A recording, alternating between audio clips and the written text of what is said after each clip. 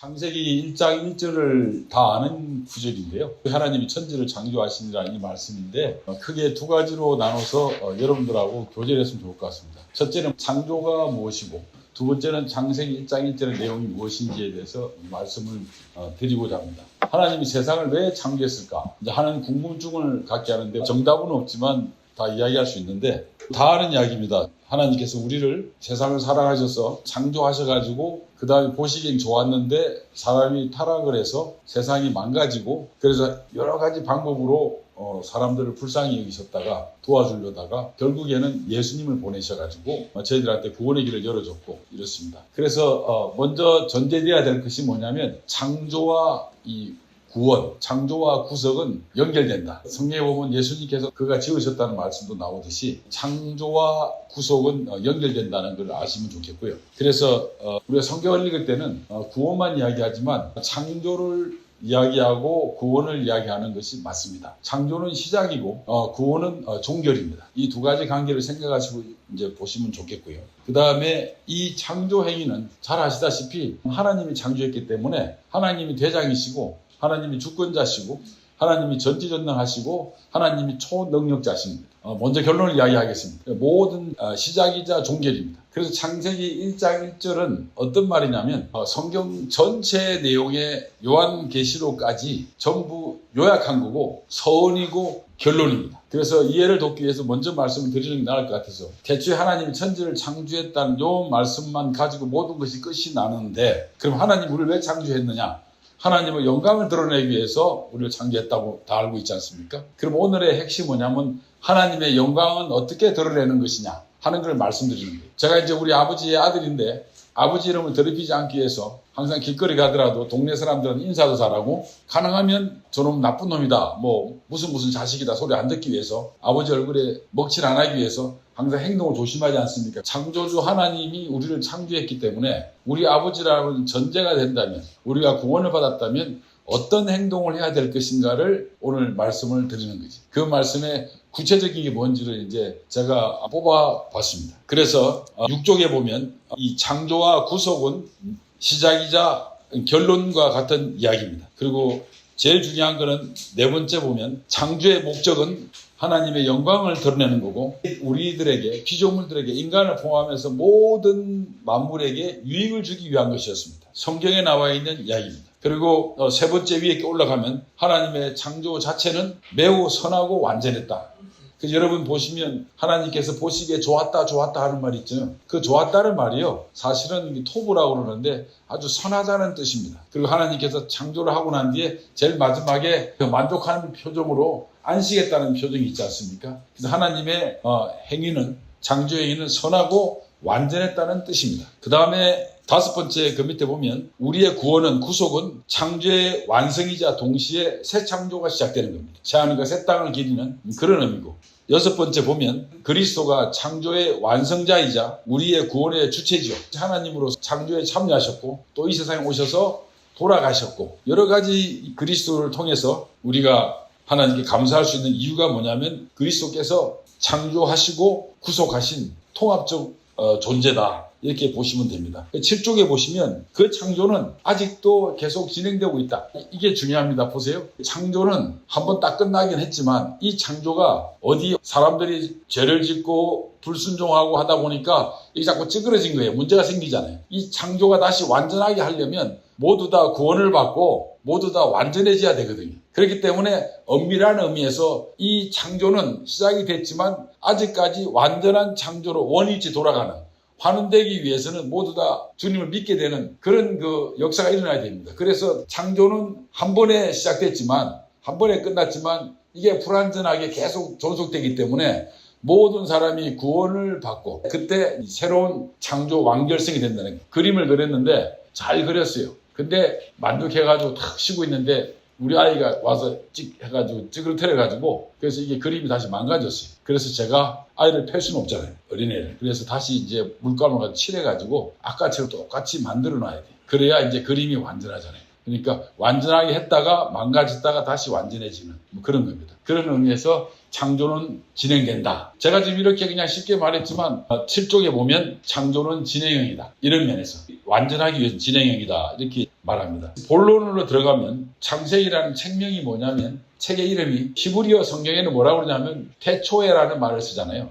유대인들은 이 성경을 히브리어로 첫 번째 나오는 단어 있죠. 그 단어가 책명입니다. 아주 우리하고는 뭐 수준이 달라요. 우리는 아주 그 제목을 하려면 좀 멋지게 하고 그러는데 이 사람들은 그냥 옛날에는 제일 앞에 나와 있는 제목을 딱 제목을 쓴 거예요. 그래서 태초에가 제일 먼저 나오기 때문에 그게 책명입니다. 이제 히브리어 성경이 그랬는데 히브리어 성경이 있으면 또 헬라어 성경도 있어요. 구약을 볼 때는 또 헬라어도 보고 히브리어도 이렇게 하는데 그런데 보면 우리가 태초에라는 말이 책명인데 영어 성경에는 뭐냐면 제네시스라고 나오잖아요. 그것은 어디서 따왔냐면 헬라어에서 따온 거예요. 헬라어 성경이 원래 제네시스라고 나와 있습니다. 기원이나 탄생 이런 말들 하는데 또 내려가면 세 번째 보면 뭐라고 나냐면 이 톨도트라는 걸 동그라미 표시 넣으시면 좋을 겁니다. 톨도트는 여러분들이 전혀 들어보지 않았겠지만 한번 기억이 좀 좋은 게 왜냐하면 구약을 이해하는데 이 단어는 필요합니다. 이렇습니다. 요게 이렇게 숲이 있죠.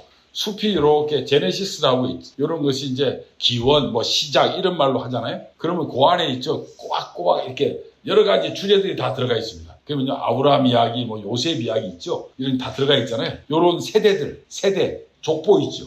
이런 것들이 다 이렇게 합쳐져 가지고 이제 뭐가 됐냐면 이 숲이 된 거예요. 요 나무들이 전부 다. 뭐 이거 그런 게 있다는 거 아시면 되고요.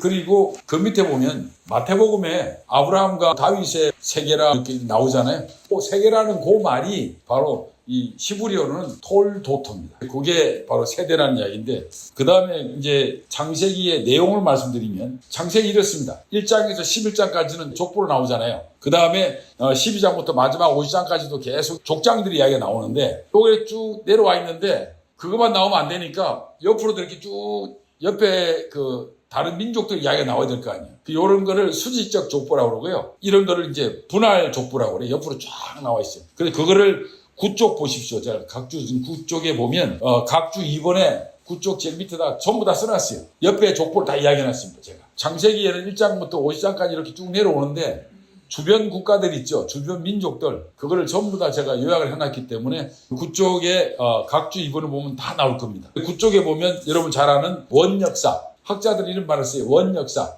그 원역사가 뭐냐면요. 역사가 있는데 그 앞에 있는 역사예요. 어디까지 보냐면 바벨탑까지를 원역사로 봐요. 그리고 이제 10쪽에 보면 족장들의 이야기가 나오고 족장들의 이야기의 특징이 뭐냐면 아브라함의 모든 민족의 조상이 되겠다고 하지 않았습니까? 그게 포인트입니다. 그게 뭐냐면 바로 구원의 개방성입니다. 구원이 전 인류에게 열려있다. 만약에 요나스가 구약에 빠졌다 그러면 구원이 이스라엘만 있는 줄 알아요. 그러나 요나스가 있기 때문에 구원은 이스라엘만 있는 게 아니다. 전 세계 다 있다는 의미를 가지고 있는 거예요. 그 다음에 많은 제자들이 예루살렘에 있었지만 사도 바울이 서쪽으로 갔다는 이야기 자체가 그 땅 끝까지가 바로 이방인들까지도 복음의 정당성을 가지고 있는 거지. 그래서 요나스는 만인이 구원받아야 될 것이라는 이야기를 하는 거고 그거를 어디로부터 담지하냐면 아브라함이 모든 민족의 조상이 되리라는 그런 게 이제 담지가 되는 거지. 그래서 이제 구원의 개방성이 있다는 것만 아시면 되겠고요. 그 다음에 11쪽에 보면 족장들의 언급했을 때 하나님이 땅을 약속했죠. 그래서 하나님 믿는 우리들은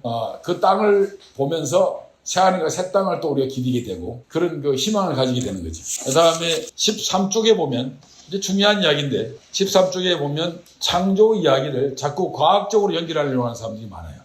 근데 여러분 창조하고 과학하고는 다릅니다. 과학은 하나님이 없다는 것을 전제하고 출발하는 거고 창조는 하나님이 있다는 걸 전제하고 출발합니다. 창조는 신의 초월적인 능력을 전제하는 것을 이야기하고 과학은 실험과 반복, 관찰 뭐 이런 거 자연세계 법칙 있죠. 이런 거를 통해서 하기 때문에 창조와 과학은 절대 하나가 될 수가 없습니다. 근데 요즘은 창조와 과학이 마치 붙어있는 것처럼 이야기하는데 이거는 언어 모순입니다. 바로 창조와 과학은 만날 수가 없습니다. 왜냐하면 과학은 철저하게 신이 없고 자연의 이 법칙에 의해서 관찰되고 무언가 설명되는 것들이 과학이라면 아니 예수님이 물 위에 걸어가는 걸 어떻게 과학적으로 증명하고 예수님이 돌아가신 게 어떻게 과학적으로 증명이 되겠습니까? 그래서 과학적 눈으로 성경을 보려고 하는 건 되게 위험하다. 그건 좋은 접근 방법이 아니에요. 왜냐하면 성경은요 과학을 증명하려고 이야기한 게 아니라 성경은 하나님이 세상을 창조했고 너희들은 나를 믿어라 하는 걸 이야기하려고 한 거지 성경은 과학을 이야기하려고 있는 게 아닙니다. 그렇기 때문에 과학적으로 성경을 접근하는 것은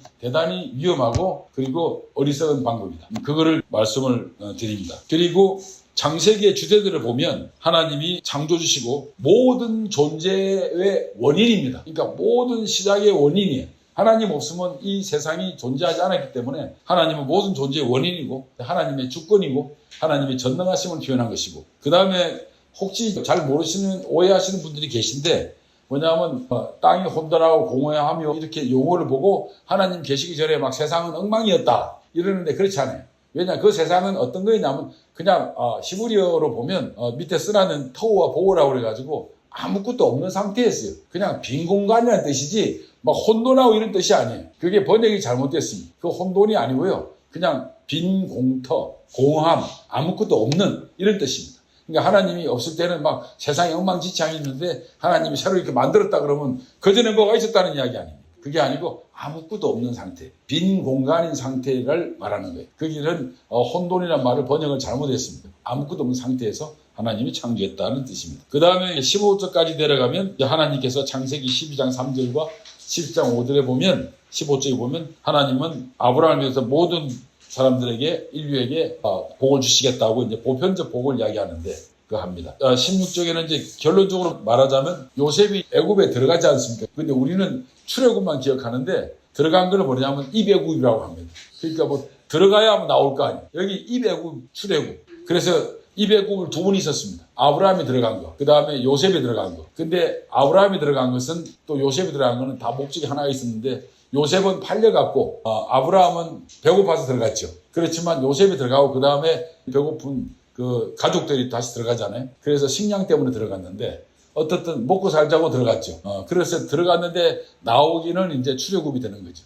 성경의 히브리어 보면 그 출애굽기 보면 뭐라고 나오면 제일 먼저 시작하는 게 그래 서 하고 이제 출애굽의 글자가 시작돼요. 창세기 끝났잖아요. 그래서 출애굽 시작할 때 그래 서 하고 시작이 돼 이야기. 들어갔으니까 이제 고통받아서 힘들어하니까 나와야 된다 이런 뜻을 가지고 있어요. 언어적으로 그렇습니다. 그 다음에 16쪽 중간에 보면 그러면 창세기의 교훈이 뭐냐면 하나님은 주권자이시다. 그리고 하나님은 목적이 있어서 창조하셨다. 그리고 하나님은 창조하자마자 인간이 잘못했기 때문에 구원을 계획하셨다. 그래서 하나님은 우리를 사랑하시고 공의를 계속 펼치시고 구속하기 위해서 역사를 전개하신다. 이런 말을 계속 가지고 있는 거예요. 그리고 17쪽에 쭉 내려오면 18쪽 쭉 내려오고 저희들이 이제 18쪽 중간에 오늘의 본론이 되는 창세기 1장 1절에 대해서 말씀을 드리고자 합니다. 지금까지 이야기는 중요하지는 않고요. 참고하시면 되겠고 이것이 이제 시작이고 본론에도 관계없습니다. 18쪽 중간입니다. 창세기 1장 1절에 보면 태초에 하나님 천지를 창조했다 이 말이 있잖아요. 이 말이 모든 사본들이요. 성경에 있는 모든 사본들이 사실은 안에 들어가 보면 약간씩 내용이 조금 다른 것들이 많거든요. 사본들을 보면. 근데 대부분의 사본들이 성경은 원본이 없습니다. 성경은 원본이 없어서 이렇게 싸우고 있는 것을 막 교파도 많아지고 이게 진짜다 저게 진짜다 그러고 뭐 킹제임스가 최고다. 아니다. 뭐 개혁개정도 괜찮다. 막 원본이 없기 때문에. 근데 모든 사본들에서 일치된 게 뭐냐면 1장 1절은 다 똑같습니다. 창세기 1장 1절은 완벽하게 똑같습니다. 다른 것이 한 건도 없습니다. 그 태초에 하나님이 천지를 창조하신다. 이제 시작을 하면 이 구조적으로 보면 태초에 하나님이 하늘과 땅을 창조했다는 건데 이 하늘과 땅이란 말은 그냥 쉽게 말하면 우주라고 생각하시면 됩니다. 여기에서 하늘이란 말은 우리가 생각할 수 없는 곳, 인식할 수 없는 것이 하늘이고 우리가 인식할 수 있는 곳이 땅이다. 그래서 19쪽 중간에 가보면 신앙적 의미를 보면 하나님은 이제 창조적인 주체시고 모든 것의 시작과 끝을 주관하시고 완결하시고 그 다음에 하나님은 물리적인 세계뿐만 아니라 영적인 세계까지도 다 완성하신 분이다. 창조를 생각할 때 단순히 물리적인 우리 눈에 보이는 이해할 수 있는 이런 것만 창조한 게 아니라 우리가 모르는 영적인 세계까지 전부 다 통합적인 창조를 하신 것이 골로새서 1장에 나옵니다. 그 다음에 이 태초에라는 말은 말씀드린 것처럼 어떤 특정한 시간에 우리 세상에 시작이 됐다는 걸 말씀하는 겁니다. 그리고 이 세 번째 문법적인 걸 보면 이 태초에는 시간의 시작점을 나타내고 그 다음에 동사는 어떤 동사냐면 이겁니다. 완료된 거예요. 끝났다 이거예요. 그 완료된 사건이에요. 그 다음에 목적어가 있습니다. 뭘 창조했냐? 하늘과 땅을 창조했다. 그게 뭐냐면 우주 전 세계를 다 창조했고 우리가 아는 거든 모르든 다 창조했다는 뜻입니다. 오늘의 이제 백미입니다. 아마 여러분들께서 평생에 처음 듣는 것을 오늘 들으실 겁니다. 창세기가 육가 원칙에 의해서 만들어졌습니다. 이 육가 원칙이라는 말이 제가 밑에 각주를 다 달았는데 전 세계 학자들이 육가 원칙의 중요성을 엄청나게 연구를 많이 했는데 여러분들, 그건 인문학자들이, 문학자들이, 그런데 창세기 1장 1절에 육가원칙이 있는 거예요. 육가원칙에 보면 첫째는 구조적 명확성을 제공하고, 이게 지금 각주를 제가 다 달았죠. 밑에다가 전부 다 세계적인 학자들이 요 하나를 설명하기 위해서 엄청난 많은 논문을 썼습니다. 그 다음에 이야기의 완전성을 보장하기 위해서 그랬다. 그 다음에 우리들의 호기심과 몰입을 유도하기 위해서 만들었다. 육가원칙이 있다. 분석과 비판적 사고를 촉진하기 위해서 육가원칙이 있다. 어떤 사람은 사건의 재구성과 기억에 도움이 되기 때문에 이런 게 있는 거다. 21쪽에 보면 어떤 사람은 창의성을 자극하기 위해서 있고, 어떤 사람은 장르와 스타일의 다양성이 있기 때문에 했다. 이게 전부 다 지금 밑에 각주인 써놨죠, 제가. 이 사람들이 이걸 가지고 다 연구를 합니다. 성경에 육가원칙이 있습니다. 뭐냐면 아담과 하와가 타락한 것도 육가원칙이 나와요. 볼까요? 제가 21쪽 중간에 보면 누가 아담과 하와가 언제 창조 직후 어디서 에덴 동산에서 무엇을 선악을 알게 하는 나무의 열매를 먹음. 왜? 하나님같이 되려는 욕망으로 어떻게 뱀의 유혹을 받았어. 이게 전부 다 나와요. 이 육가원칙은 두고두고 여러분들이 기억이 될 겁니다. 그 다음에 가인과 아벨 제사도 육가원칙에 나와요. 누가? 가인과 아벨이 언제 에덴 동산 쫓겨나가지고 어디서 동산에서 무엇을 제물을 드리는데 왜? 하나님께 드리고 순종과 헌신을 표현하기 위해서. 어떻게? 가인은 곡식을 곡물을, 아벨은 천냥을 바쳤다. 이렇게 육가원칙이 다 나와요. 전부 다 나오는, 성경에 곳곳에 육가원칙이 나오는 거예요. 그리고 노아의 홍수도 그렇고, 21쪽 밑에 아브라함의 부르심도 그렇고, 롯의 구원받는 것도 그렇고, 야곱의 꿈꾼 것도 그렇고, 요셉의 팔려가는 것도 그렇고, 요셉이 형들 앞에서 고백하는 것도 그렇고, 야곱의 축복도 그렇고, 모세를 부르시는 것도 그렇고, 23쪽입니다. 다윗과 골리앗 전투에도 나오고, 예수님 탄생에도 나오고, 나사렛 부활에도 나오고, 23쪽 제일 밑에 보면 바울이 회심한 데도 나와요. 그래서 제가 창세기 1장만 이야기하려면 설득력이 덜할 것 같아서 성경에 이렇게 많은 육가원칙이 있다는 거죠. 근데 이 사실은 이게 문학적으로도 중요한 거예요. 우리가 알고 있는 창세기 1장 1절이 바로 이 육가원칙이 나온다는 거예요. 어마어마한 사건이죠. 그래서 제가 감히 육가원칙을 한번 봤습니다. 그래서 24쪽 1쪽에 보면 누가 하나님께서, 하나님이 이제 복수로 등장하는 거예요. 엘로힘이. 물론 엘이 이제 단수인데 복수로 등장하는데 많은 학자들이 세 가지로 이야기합니다. 단수, 동사는 단수로 오기 때문에 복수가 단수로 받았다는 것은 어떻든 간에 하나님이 유일신이라는 걸 이야기하기 위하여다. 한 분이시라는 걸 이야기하겠다. 단일한 주체다. 하나의 주체가 있는데 그 안에 성격이, 세 성격이 있다는 거죠. 그런데 어떤 사람은 이걸 가지고 이 복수 형태가 엘로힘이 나타난 이유가 첫 번째, 25쪽입니다. 하나님의 위엄과 존엄성. 고대에는요, 신을 표현할 때 복수로 표현했습니다. 왜냐하면 그 신이 엄청나게 많은 다양한 그 속성을 가지고 있기 때문에. 사랑도 하고, 무섭기도 하고, 막 궁휼하심도 하고, 또 뭐, 인내하시기도 하고 이런 거 다 가지고 있기 때문에 고대인들은 문화적으로 신을 표현할 때 복수로 표현했다. 위엄과 존엄성을 표현하기 위해서. 그리고 25쪽 밑에 보면 삼위일체를 암시하기도 했다. 하는데 이건 암시했다는 뿐이지 삼위일체다고 이렇게 설명하기에는 좀 어려움이 있습니다. 그 다음에 26쪽 제일 위에 가면 다양한 속성을 가지고 있다. 그 다음에 그 밑에 세 번째 보면 이제 창조주 하나님, 천지를 창조했다. 이 하나님이 어떤 분이시냐면 활동적이신 분이다. 이게 재밌죠. 그리고 하나님이 어떻게 활동하냐면 하나님은 우리가 상상해서 막 그냥 저 멀리 있고 막 이런 게 아니고요. 하나님은 어떤 분이냐면 실제적으로 우리를 울게 하고 웃게 하고 기쁘게 하고 흥분하게 하고 감동을 일으키는 실제적으로 역사하시는 분으로 성경은 묘사하고 있습니다. 우리는 하나님이 저 멀리 있고 꽉 잡을 수 없는 이런 신이 아니라 이 창조주 하나님은 실제적으로 우리와 함께 하시는, 그리고 우리를 울게 웃게 하고 화나게도 하고 뭐 분노하기도 하고 안 도와줬기 때문에 원망하기도 하고 또 우리를 기쁘기도 하고 열광시키고 뭐 이런 의미에서 하나님은 현실적인 분이시다. 그러나 눈에는 보이지 않지만 충분히 믿음의 눈으로 그분을 인식할 수 있다. 신앙으로. 이런 뜻입니다. 그래서 쭉 내려가면 그 내용들을 제가 계속 썼습니다. 그래서 그 하나님은 주체적인 존재이시고 보이진 않지만 실제적으로 역사하시는 하나님이고 그 다음에 복합적이고 다차원적인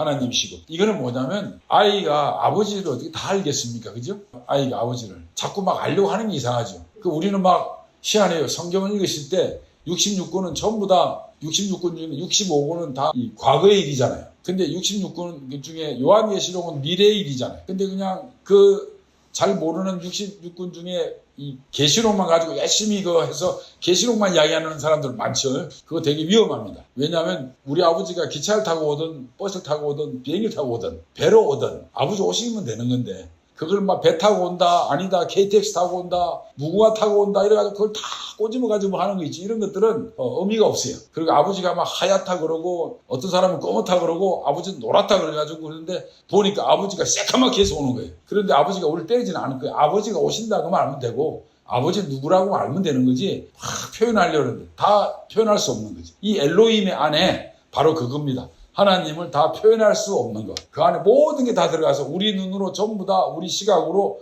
우리 인지 능력으로 우리 신앙으로 전부 다 아버지를 다 설명할 수 없는 것. 아버지가 복합적으로 다 들어가 있기 때문에 신에 대해서 설명을 하지 마라. 신에 대해서 설명하면 할수록 지만 바보 된다. 신에 대해서 순종해라. 태초에 하나님이 천지를 창조했다는 말은 무슨 말이냐면 네가 나를 설명해봐라 이런 말이 아닙니다. 내가 네 만들었다. 너가 나하고 주종관계다. 그러니 나를 따르라. 이런 말이지. 너 나 잘 설명해봐라.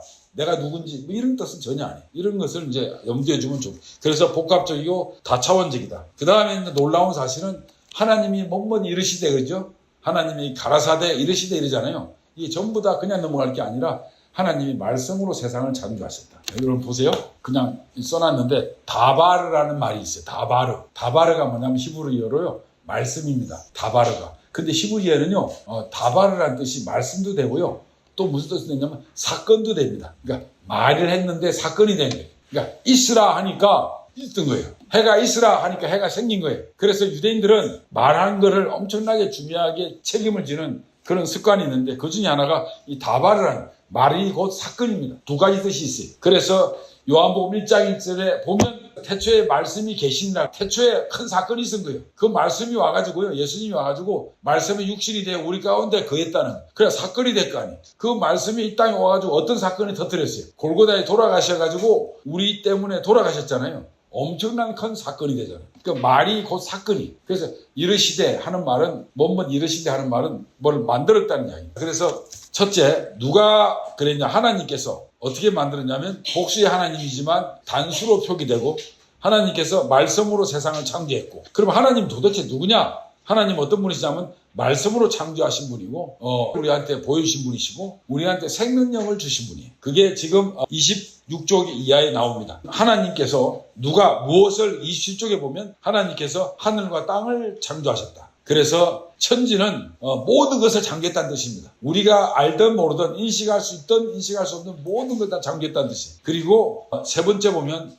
언제 창조했냐면 태초에 창조했습니다. 이거는 무슨 말이냐면 시간의 시작을 이야기하는 거고 그리고 단순한 시간이 아니라 신이 만들어 놓은 시간에 우리가 인식할 수 있는 그 시간 우리가 알 수 있는 최초의 시간, 그 시간에 이제 창조를 했다는 그런 말이죠. 그래서 28쪽에 보면 이렇습니다. 제 1번에 29쪽 바로 위입니다. 28쪽 마지막 절에 하나님의 시간이 시작점에서 우주를 창조하셨다. 하나님이 모든 것의 주관자이시다. 29쪽에 보면 하나님이 시간의 시작과 함께 창조의 주체로서 우주를 설계하고 질서를 부여하셨다. 이게 이제 내용입니다. 29쪽이 보면 어디서 창조하셨냐.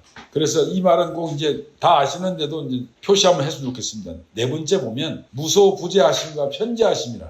이 무소부재는 뭐냐면 시공을 초월해서 모든 곳에 계시다는 뜻이에요. 하나님이 여기만 계시나요 지금? 아니잖아요. 하나님은 지금 다른 곳곳에서도 지금 예배드리면서 하나님 기뻐하시고 경배를 받으시잖아요. 모든 곳에 계시는 거예요. 하나님은. 그게 이제 무소부재라는 말로 우리가 요약을 할 수 있고 그리고 편재성이라는 말이 있는데 이거는 뭐냐면 물리적인 한계를 벗어나서 어떻게 이야기하냐면 어느 곳에서나 동시에 계시다는 거예요. 하나님이 동시에 계시. 그래서 하나님 성경에 보면 스토리에 보면 여기서 뭔 일이 일어났는데 저기서 일어난 걸 동시에 보시는 거예요. 그래서 편재성이라는 말은 동시라는 말이고요. 그 다음에 무소부재라는 것은 어느 곳에서 이게 이제 하나님의 존재 위치를 설명하는 게 아주 좋습니다. 하나님은 어느 곳에서나 계시고 하나님은 어느 곳에서나 동시에 계시다. 이런 말로 하시면 돼요. 그래서 어떻게 창조했냐면 말씀으로 창조했다. 그런데 안타깝게도 딜레마가 있습니다. 32쪽 중간에 왜 창조했는지는 나오질 않아요. 태초에 하나님께서 땡땡땡이가 불쌍해서 천지를 창조하셨다 뭐 이래가지고 왜라는 말이 안 나와요. 성경의 모든 육가 원칙에는 왜가 다 나오는데 창세기 1장 1절은 육가 원칙이 있는데 왜라는 말이 안 나오는 거예요. 왜 그랬을까요? 이게 이제 오늘의 우리가 고민해야 될 부분입니다. 그래서 그거를 찾느라고 제가 이렇게 앞에 말을 많이 했습니다. 하나님이 왜 우리를 창조했느냐. 근데 우리 다 잘 알잖아요. 하나님을 창조한 거는 하나님의 영광을 위해 창조했다는 건 성경에 많이 나오잖아요. 그렇죠? 그래서 아까 말씀드린 대로 하나님의 영광을 위해서 우리가 어떻게 해야 될 것인가. 결론부터 말씀드릴게요. 창세기 1장 1절에 하나님이 태초에 천지를 창조했다. 왜? 그거를 우리한테 알려주기 위해서 바로 창세기 1장 2절부터 요한계시록까지를 쓴 겁니다. 그래서 그 내용을 읽으면서 이래서 창조하셨구나 하는 것을 설명하는 거 우리한테. 여러분들이 또 확인을 하실 것 같아서 제가 아주 축약해서 뽑아놨습니다. 뭐냐면 32쪽 중간에 보면 왜 창조했을까? 그래서 하나님 영광을 위해 창조했는데 하나님 영광을 창조한 게 뭐냐면 우리를 구원받게 하기 위해서. 뭐 이사야에서도 나오고 로마서에도 나오고 요한복음에도 나오고 곳곳에 우리의 구원을 이야기하고 있잖아요. 그렇지 않습니까? 그리고 복음을 전하기 위해서 시편 96편 3절 보면 마태, 마가, 누가, 요한복음, 사도행전 곳곳에 복음을 전하기 위해서 하나님의 영광을 드러내고 있다는 거죠. 그러니까 성령의 66권 전부 다가 하나님 영광을 위해서 존재하는 거지. 그런데 그거를 설명한 게 1장 1절에 태초에 하나님 천지를 창조했다고 이야기하면서 왜라는 말을 빼뜨리고 있는 거예요. 눈이 있고 귀가 있으면 듣고 좀 봐라는 뜻이죠. 그래서 세 번째 보면 예배를 드리기 위해서. 그래서 여기 보면 이 전부 다 제가 가로역에 성경 써놓은 건요. 영광을 위해서라는 말이 다 나오는 구절을 뽑아놓은 거예요. 그래서 예배를 드리는 게 보면 레위기에 나오죠. 요한복음 나오죠. 다 나오잖아요. 그러니까 성경의 모든 내용들이 다 들어가는 거지. 그 다음에 하나님의 음성을 들으면서 영광을 안다는 거죠. 엘리야가 강한 바람이나 지진이나 불이 아닌 아주 세미한 소리에서 하나님 음성을 들었다고 나오잖아요. 이런 게 바로 뭐냐. 그게 하나님 음성을 듣는다. 열왕기 상에도 나오고 요한계시록에도 나오고 막 나오는 거예요. 하나님 음성을 듣는 게. 그래서 하나님 영광을 드리라는 거죠. 그 다음에 하나님께 감사하는 것도 시편이나 빌립보서 같은 데 엄청 나오잖아요. 그리고 선행하라고 야고보서 마태복음 곳곳에 나오잖아요. 그러니까 모든 성경 구절에 하나님 영광을 위해서 이렇게 해야 된다는 걸 설명하고 있는 거예요. 우리한테. 그 다음에 34쪽에 보면 복음을 위해서도 연보를 하라는 거예요. 그게 고린도후서, 빌립보서 이런 것들이 연보와 헌신을 해서 무지하게 나오잖아요. 자세하게. 우상을 배격하라고 출애굽기도 나오고 다니엘서 나오고 호세아 등에도 나와요. 그 다음에 복음을 위해서 고난을 감수하라고 로마서에도 베드로전서에도 나오고 이제 묻습니다. 하나님 우리한테. 그러면 너는 어떻게 하면 좋겠냐 하고 이제 우리한테 물어요. 그래서 우리한테 질문하는 거예요. 하나님은 우리한테 뭘 질문하냐면 하나님은 우리한테 질문하시는 하나님이다. 너는 어떻게 하면 좋겠냐. 너는 이 앞에 이렇게 9가지를 했는데 하나님 영광을 위해서 성경에 이렇게 나와 있는데 너는 지금 뭐 할 거냐? 어떻게 할 거냐 하는 하나님이 욥한테 했던 질문, 예레미야에 한 질문을 나한테 지금 하고 있다. 그래서 창세기 1장 1절은 태초에 하나님이 천지를 창조했다고 이야기하시면서 왜라는 궁금증을 하게 하고 그 성경을 읽는 우리들은 66권에서 이래서 창조했구나 하고 끝나는 게 아니라 그런데 너는 어떻게 할 거냐 하고 우리한테 질문하시는 하나님이시다. 창세기 1장 1절을 통해서 이제 알았냐? 영광을 위해서 네가 이렇게 해야 된다고 생각이 들면 그럼 너는 어떻게 할래? 하는 게 이제 하나님은 질문하시는 하나님으로 우리한테 나타나신다. 욥이나 예레미야한테 나타났듯이. 그 다음에 하나님은 출애굽이나 신명기처럼 명령도 하시는 하나님이시다. 가라, 와라, 들으라, 보아라 이런 말씀을 하시면서 따르라, 순종하라 이렇게 명령하시는 하나님이시기도 하시다. 왜? 이거는 전제가 돼야 되는 게 깨달아야 되는 거예요. 왜 하나님이 천지를 창조했는지. 그래서 우리가 앞에 9가지를 인정한다면 나한테는 하나님이 어떤 명령을 하고 있는지에 대해서 우리가 고민을 해야 된다. 그리고 하나님께서는 공동체 존재, 사회적 존재인 것을 인간이 살아가면서 어떻게 살아야 될지 윤리적, 도덕적 또는 교회 생활에서 어떻게 해야 될지에 대해서도 우리한테 사도행전이나 에베소에서 나와 있는 것처럼 우리한테 보여주시고 계시다. 그 다음에 하나님은 내가 너희를 창조했으니까 이 질서를 잘 다스리고 관리하라는 의미에서 우리한테 관리자적 역할을 줬다는 것에 대해서 인정한다면 창세기나 시편이나 이런 것들을 읽으면서 어떻게 우리가 관리하고 대할지에 대해서 고민하는 시간을 가지라는 거죠. 다시 요약을 하겠습니다. 성경에는 육하 원칙이 무지하게 많이 나타나는데 하나님을 안 믿는 사람들, 인문학자들도 이 육하 원칙에 대해서 엄청나게 중요하게 생각하고 귀중한 논문을 썼습니다. 그런데 우리가 잘 알고 있는 성경 창세기 1장 1절이 바로 하나님께서 천지를 창조했다는 이 말이 바로 육하 원칙에 적용이 되는데 거기에 왜라는 말이 빠져 있습니다. 다른 성경 다른 곳곳에는 육하 원칙이 다 있는데 거기에는 왜라는 말이 있는데 여기에는 왜가 없어요. 그거는 왜 없냐면 우리한테 지금 바보야 그것도 모르니 66권 전부 다가 그 왜를 설명하는 거다. 그리고 왜 설명해야 되냐? 그것은 하나님의 영광을 위해 살아라는 뜻이다 하는 거예요. 하나님 영광을 위해서 하는 게 뭐냐고 제가 뽑아왔더니 제가 이 뽑아놓은 게 그냥 뽑아놓은 게 아니고요. 하나님의 영광을 위해 한다는 구절도 다 뽑아놓은 거예요. 그거를 만든 거예요. 제가 그냥 다 읽어봐가지고 그 구절 나오는 걸 뽑아가지고 이렇게 만든 거예요. 그래서 하나님 영광을 위한다는 게 뭐냐? 구원을 받는 거고 복음을 전하는 거고 예배를 드리는 거고 하나님 음성을 듣는 거고 하나님께 감사하는 거고 선행하는 거고 연보하는 거고 우상을 배격하는 거고 복음을 위해서 고난을 감수하는 게 하나님의 영광을 위한 거는 그러면 정답이 됐잖아요. 왜라는 말에 답이 되는데 그런데 그게 또 플러스 근데 너는 뭐 할 거냐? 하고 또 묻는다는 거죠. 너 알면 뭐 하냐? 그래서 하나님은 우리한테 질문하시는 하나님이고 하나님은 우리한테 명령하시는 하나님이고 하나님은 우리한테 공동체 어떻게 살아라는 존재론도 질문하는 분이시고 그 다음에 이 세상을 어떻게 살아라 어떻게 관리해라 하는 것을 말씀하시는 하나님이라는 거죠.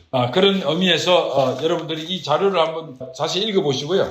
제가 나가는 말을 읽고 마치도록 하겠습니다. 창세기 1장 1절은 전체 성경 66권의 처음 구절로서 전체 성경의 표제어이며 요약입니다. 하나님께서 태초에 우주 만물을 창조하셨다는 말씀은 하나님께서 세상의 주인이심을 알리는 주어이며 창세기 1장 2절부터 계시록까지 나오는 모든 내용은 창세기 1장 1절에 기속되는 종속절인 셈입니다. 창조 행위는 하나님의 말씀으로 이루어졌다는 점에서 독특합니다. 성경은 하나님이 이르시되라는 표현을 통해 말씀으로 세상을 창조하셨음을 말합니다. 이는 하나님의 말씀이 곧 창조의 도구이며 그 말씀으로 인해 실제로 창조가 이루어졌음을 말합니다. 창조 이야기는 하나님의 모든 것을 그의 주권 아래 두셨음을 말합니다. 고대 근동의 다른 창조 신화와 달리 성경은 오직 한 분이신 하나님이 전능하신 창조주로서 모든 것을 창조하셨음을 말합니다. 창조는 하나님과 피조물 간의 관계를 규정하고 창조는 하나님과 우리 사이에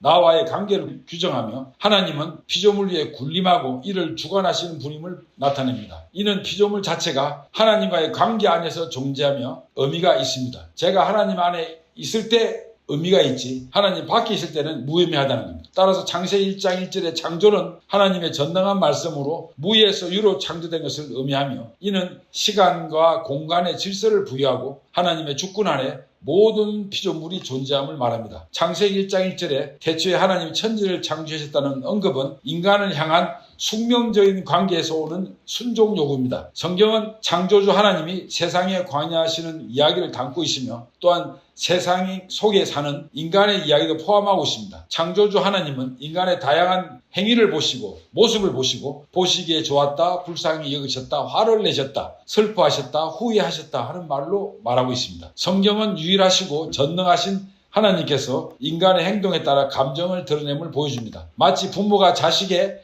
희로애락에 따라 마음을 함께 하는 것처럼 하나님의 형상을 닮은 나는 순종과 불순종, 배신과 반역, 그리고 따름과 경배에 따라 하나님이 인간을 창조하셨던 기쁨과 후회가 성경에 상세히 기록되어 있습니다. 창세기 1장에서는 모든 것의 원인이며 창조의 궁극적 완성을 위하여 인간의 고통을 해방시키기 위하여 메시아가 이 땅에 오신다는 메시지를 담고 있습니다. 이는 결자해지의 원리와 같다고 할 수 있습니다. 창세기 1장 1절은 하나님의 창조이며 인간의 해방이며 메시아의 복음을 의미합니다. 결론적으로 창세기 1장 1절은 단순한 창조를 넘어서 하나님의 창조 목적과 인간의 존엄성 그리고 메시아를 통한 구속과 해방의 복음을 포함하고 있습니다. 이는 성경 전체 핵심 메시지를 압축하여 보여주는 구절입니다.